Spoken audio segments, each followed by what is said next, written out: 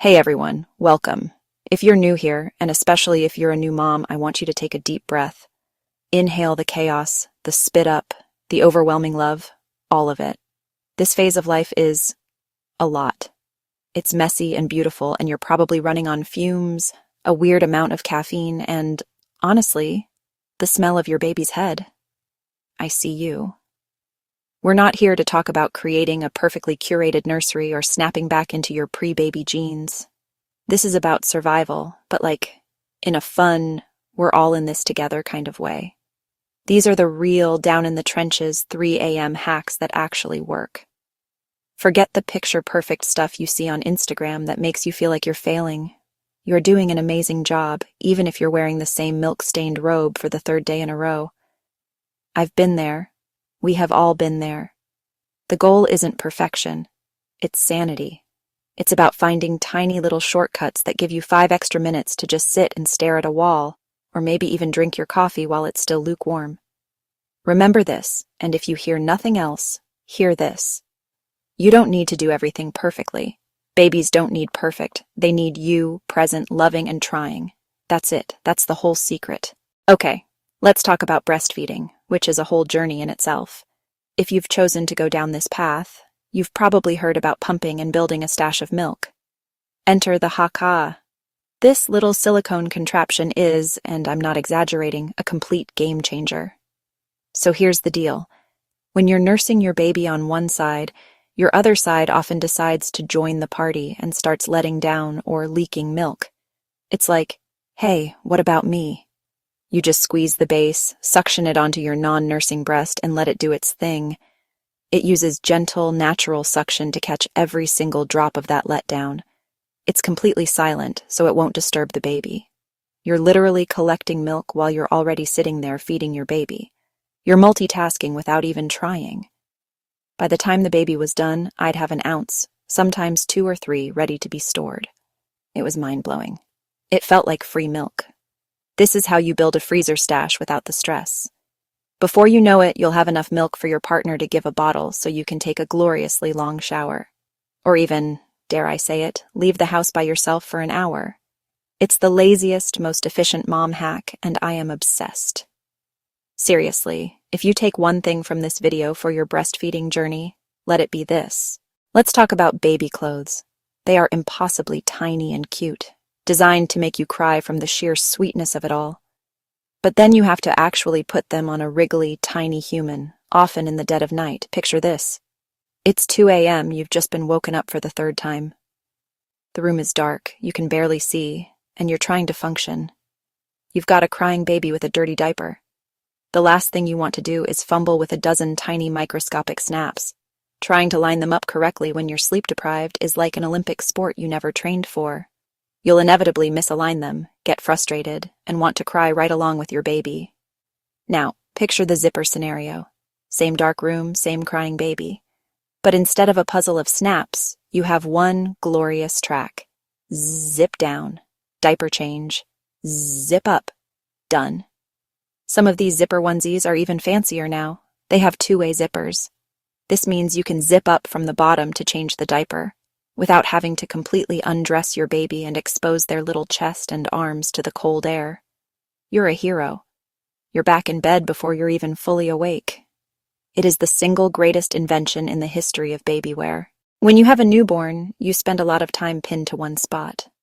The moment you get comfortable, you realize your phone is across the room, you're dying of thirst, and the TV remote is nowhere to be found. This is where the mom basket comes in to save the day. It's a basket that you fill with everything you could possibly need during a marathon feeding session. So what goes in this magical basket? The essentials, of course. A giant water bottle, snacks that you can eat with one hand, granola bars, nuts, dried fruit, maybe some emergency chocolate. You then strategically place one of these baskets at every single one of your primary feeding stations. One by the couch, one by the bed, one in the nursery. It's your survival kit. Having everything within arm's reach is a total game changer. It reduces the frustration and the feeling of being stuck. It seems so simple, but preparing these little stations for yourself is a profound act of self-care. Newborns are, well, sleepy, It's honestly their main hobby, besides eating and, pooping. This is adorable until they try to combine their two favorite hobbies, eating and sleeping at the same time. You'll have a baby who latches on, suckles for about 30 seconds, and then just drifts off into a peaceful, milky slumber before they've had a full feed. It's cute for a minute, but then you realize they're going to wake up starving again in like 20 minutes. But my absolute favorite, most effective trick is the wipe trick. It's gentle, it's simple, and seriously, it works like a charm almost every single time. All you need is a baby wipe. A cool, not freezing cold, but cool, damp wipe. So when you feel your little one starting to doze off mid-meal and the active swallowing turns into that lazy, fluttery comfort sucking, it's time to act. Just take that cool wipe and gently swipe it across the soles of their feet. Their eyes will pop open, and they'll give you this slightly confused look, like, "Hey, what was that?" And then most of the time, they will get right back to business, nursing with renewed energy. It's like a perfect little reset button. It's honestly much more effective than just tickling, which they can sometimes sleep right through. The coolness of the wipe is just stimulating enough to rouse them from their milky dreams without making them angry or upset. This little hack can be the difference between a 10-minute snack and a 30-minute full meal. And a full meal means a happier baby, and most importantly, a longer stretch of sleep for both of you afterward. In the early days, your brain can feel foggy. When the pediatrician asks about wet diapers, you might just stare blankly. This is where technology can help. Using a simple app to track feeds, diaper changes, and sleep isn't about being obsessive. With a tap, you can log which side you nursed on, how long, or how many ounces. It creates a simple log of your baby's patterns. This information is gold for doctor's appointments. You can just show them the data, helping them assess if your baby is thriving. You'll hear it often. Sleep when the baby sleeps. But that's a joke, right? Your brain races with chores, showers, laundry. So let's reframe this advice. Rest when the baby sleeps. It means stop. Give your body and mind a break. Rest can look different.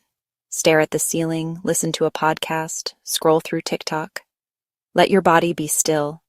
The goal is to let your muscles relax. Allowing yourself to just sit and be is not lazy. It's restorative. Let's talk about blowouts. The dreaded up the back all the way to the neck poop explosion. It's honestly a rite of passage for every parent. And yeah, it will happen at the most inconvenient time, usually when you're wearing white and are like 5 minutes from walking out the door. The initial horror is one thing, but then comes the logistical nightmare. For years, I, like many of you I'm sure, would try to gingerly pull the soiled onesie up and over the baby's head, holding my breath and just praying for a clean extraction. It was a disaster every single time, a poop-ocalypse. But then, I learned the secret of the envelope shoulders.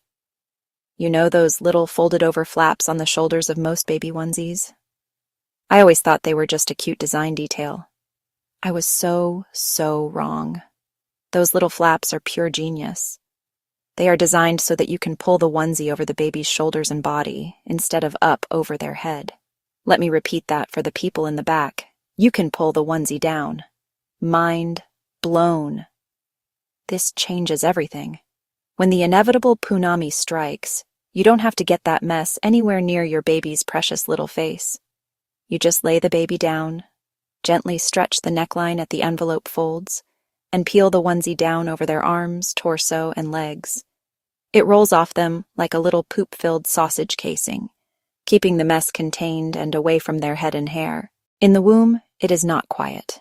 Your baby is used to the constant whooshing of blood flow and your heartbeat. So when they're born, a silent room can actually be really jarring for them. This is where white noise comes in. Using a white noise machine from day one is one of the best things you can do to help your baby, and you, sleep better. It's about recreating the comforting, familiar environment of the womb. That constant, low-level shushing sound is incredibly soothing for a newborn. You can use an app on an old phone or tablet, or even just find a white noise video on YouTube. The key is consistency. Not only does it help them fall asleep, but it helps them stay asleep. The white noise creates a blanket of sound that helps to muffle all the other sudden, sharp noises that can startle a baby awake. For my mamas who are formula feeding, I see you. The nighttime hustle is real. When the baby cries at 3 a.m., the last thing you want is a bright kitchen. This hack is all about preparation. Do the work when awake, so your zombie self can function on autopilot. Create a night feeding station in your bedroom. Before bed, line up clean, empty bottles on your dresser. Next to them, place a flask of warm water. Pre-fill the bottles with the correct amount of water. Then, get a formula dispenser. Pre-measure the exact amount of powder for each bottle. When the baby wakes, grab a pre-filled bottle, dump in formula, shake, and you are ready to go. It's an assembly line. The whole process takes about 30 seconds. You don't have to leave the room. Keep the lights dim, feed the baby, and get them, and you, back to sleep faster. Blowouts are a menace. While the onesie roll-down is great for cleanup, prevention is the ultimate goal. Recurring blowouts often mean the diaper is too small, an easy fix. Diaper weight ranges are guidelines, not rules. Every baby is shaped differently. Regular leaks or blowouts? Size up. Don't wait for max weight. Red marks on thighs and tummy mean it's too snug. Size up. A bigger diaper provides more surface area and absorbency, creating a better barrier. The cost of unused diapers is nothing compared to cleaning up another blowout. It's a promotion for your baby. Try a small pack of the next size up. Your blowout problem will magically disappear. So there you have it. 10 little tricks that I really hope make a big difference in your day-to-day. But the biggest hack of all? It's giving yourself grace.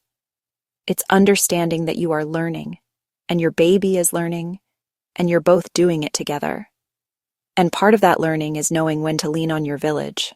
So please accept and ask for help without guilt. Let others cook, clean, or hold the baby. You need rest and support. It's not a sign of weakness, it's smart parenting. Let your friend do the dishes. Let your mom fold the laundry.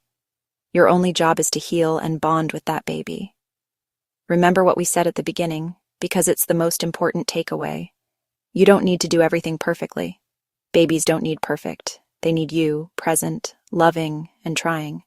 They won't remember if the house was messy or if you ordered pizza 3 nights in a row. They will remember the feeling of being held, loved, and cared for by a mom who was present and happy. And that means a mom who was also taking care of herself. You are strong, you are capable, and you are doing an incredible job. Some days will feel impossible, and on those days, just focus on the next 5 minutes. Feed the baby, change the baby, cuddle the baby, and then ask for help. We're all just figuring it out one day at a time, and sharing what we learn along the way is how we all get through it. You've got this, Mama. We're in it together.